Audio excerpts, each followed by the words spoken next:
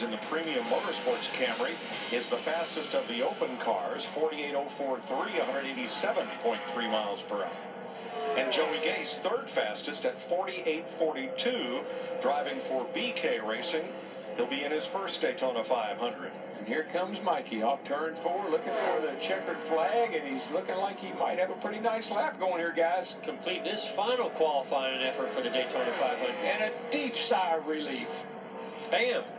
Fastest so far, 47.59 for Walter. Oh, yeah, that's a great pickup. 67 yesterday. 189.08 miles per hour. Michael will be in his 30th 500 next Sunday.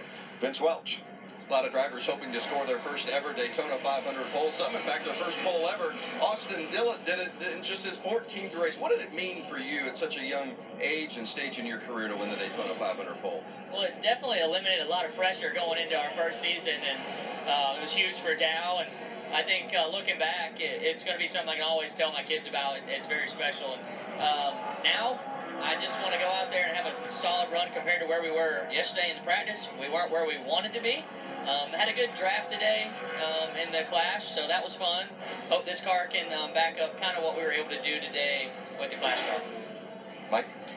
Watching Cole Witt from Alpine, California for TriStar Motorsports. Frankie Kerr, the crew chief. And you'll see he's tracking toward second fastest behind Michael Waltrip right now. No, goes right to the top by a difference of 7/1000ths of a second, 47.59. For Cole Witt, he'll be in his third Daytona 500. Pretty good looking car, 72. What does that remind you of? Benny Parsons? Benny Parsons. Yeah. Now, this is Tommy Baldwin's number 7 car. He was one of the chartered teams last year, but he sold his charter. So the 7 is an open car, and veteran Elliott Sadler is going to try to make the Daytona 500. For Baldwin, it will be his 14th start. He was the runner-up in 2002. Every time I see that Kids Eats Free, I think about Dave Blaney. Because this car, when I think the race at Montoya hit the jet dryer over there, Blaney was sitting over in this car in the lead at that time. At the red flag. Tracking right in there with Swords, and it's going to be close to whether he can get ahead of him and pretty much lock himself into the Daytona 500.